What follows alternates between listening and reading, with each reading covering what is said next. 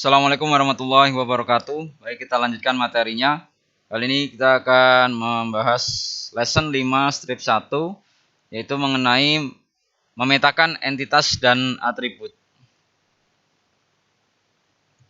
Tujuan dari mempelajari materi ini yang pertama yaitu menjelaskan konvensi penamaan yang digunakan dalam database relasional menggunakan Oracle SQL Developer Data Modeler yang menerapkan standar penamaan untuk memetakan entitas ke nama tabel, memetakan atribut ke nama kolom. Oke, kita menuju yang pertama yaitu kebutuhan untuk membuat model fisik atau physical model. Sebuah model fisik itu adalah cetak biru untuk implementasi database aktual yang dapat digunakan sebagai dasar untuk mengimplementasikan jenis database. Model yang ideal dapat diadaptasikan dengan model RDBMS. Di Oracle SQL Developer Data Modeler, model fisik ini dikenal sebagai model relasional. Proses transformasi dari model logik ke fisik atau ke model relasional, yaitu ini dari model logiknya IRD. Kemudian ada proses transformasi di sini masuk menjadi sebuah model fisik atau model relasional, yaitu relasi tabel seperti ini. Namaannya ditentukan konvensi untuk nama tabel. Bentuk plural nama entitas secara umum digunakan sebagai nama tabel yang sesuai. Nama kolom dan karakter khusus seperti persen, bintang, crash dan atau ya crash ini ya, atau hash, dash, kemudian space ini. Nama kolom seringkali diidentik dengan nama atribut dengan beberapa pengecualian. Ganti karakter khusus dengan garis bawah karena SQL tidak memperbolehkan sebagian besar karakter khusus tersebut untuk digunakan dalam nama kolom. Nama kolom seringkali disingkat. Untuk nama tabel, singkatan unik untuk setiap tabel adalah elemen yang sangat berguna untuk penamaan kolom atau batasan foreign key atau foreign key constraint. Batas penamaan dengan Oracle Database, nama tabel dan kolom harus dimulai dengan huruf, dapat berisi hingga 30 karakter alfanumerik, tidak boleh berisi spasi atau beberapa karakter khusus, harus menghindari kata-kata khusus. Nama tabel harus unik dalam skema, nama kolom harus unik dalam tabel. Menerapkan standar penamaan menggunakan Oracle SQL Developer Data Modeler. Ada banyak cara untuk menentukan standar penamaan dalam Oracle SQL Developer Data Modeler. Dalam materi ini kita akan membuat glosarium untuk memetakan entitas ke nama tabel dan atribut ke nama kolom. Ya, seperti ini ya. Ada glosarium, kemudian ada penamaan template, ada template penamaan, ada batasan penamaan ya. Kemudian ada validasi aturan desain, ada terjemahan nama, ada terjemahan nama juga ya. Terjemahan format dan terjemahan nama. Kita mulai satu persatu untuk menerapkan standar penamaan menggunakan Oracle SQL Developer Data Modeler.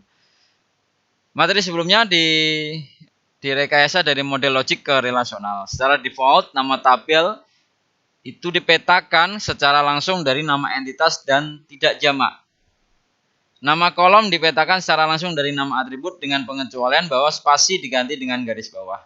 Untuk menerapkan konvensi penamaan pada nama tabel dan kolom, kita membuat glosarium. Glosarium itu apa? Glosarium dalam data modeler adalah sekumpulan istilah yang diterima dan dapat digunakan dalam desain. Glosarium ini memastikan bahwa model sesuai dengan standar penamaan yang ditetapkan atau ketika merekayasa antara model logik dan relasional. Kita dapat membuat glosarium baru menggunakan glosarium yang ada atau membuat glosarium berdasarkan model logik yang ada. Untuk membuat glosarium dari model logik, Anda dapat membuat glosarium dari model logik yang ada. Ini lebih cepat dan lebih mudah daripada membuat glosarium baru. Karena nama entitas dan atribut dari model logic ditambahkan secara otomatis. Seperti ini ya. Untuk membuat glosarium dari model logic, klik kanan logical model di browser jendela atau di jendela browser, maaf.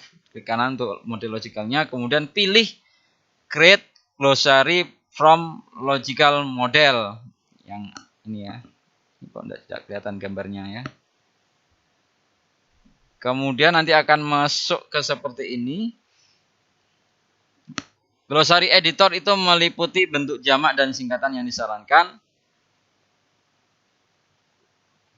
Pengeditan dapat dilakukan dengan mengklik field dan mengubah atau menghapus teks.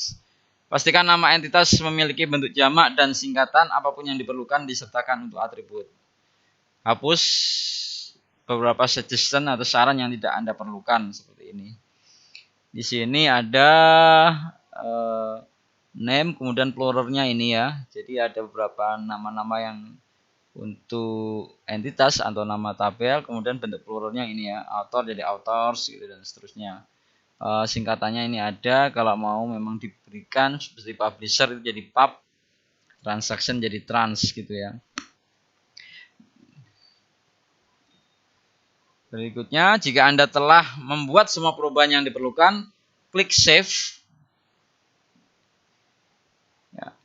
Kemudian yang B, masukkan nama file untuk glosarium dan telusuri lokasi untuk menyimpan file tersebut ya. Perhatikan lokasi untuk digunakan pada langkah berikutnya. Kemudian yang langkah ketiga, klik save. Menambahkan glosarium sebagai standar penamaan.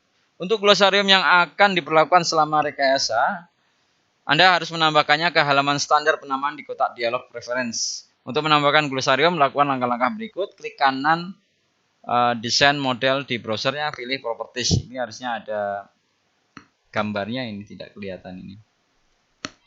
Kemudian masuk ke sini untuk menambahkan glosarium, lakukan langkah-langkah berikut ini. Perluas atau expand setting dan sorot node naming standar yang C ini.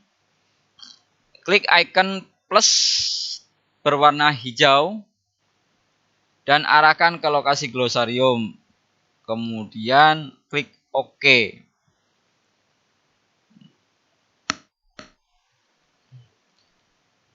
Di glossary editor untuk mengedit glosarium yang ada, klik tool, klik glossary editor.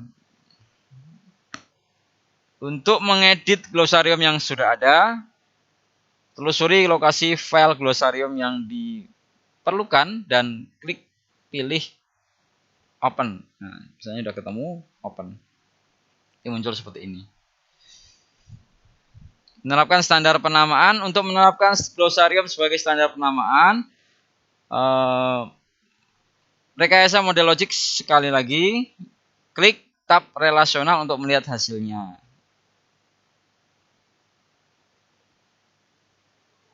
Jadi hasilnya. Berikutnya memetakan entitas ke nama tabel. Entitas dengan menerapkan standar penamaan yang ada di glosarium, nama entitas tunggal dalam model logic dipetakan ke nama tabel jamak dalam model relasional. Ini misalnya entitasnya book dan author, kemudian nanti ketika menjadi tabel dipetakan menjadi model relasional, jadi namanya books dan authors. Ini ya. Itu standar penamaannya seperti itu ya. Jika misalnya kita telah menyatakan istilah publisher dan transaction ke dalam nama atribut entitas dengan menerapkan standar penamaan yang terdapat dalam glosarium, singkatan yang diperuntukkan untuk publisher dan transaction akan diterapkan pada nama kolomnya. Ya, jadi seperti ini.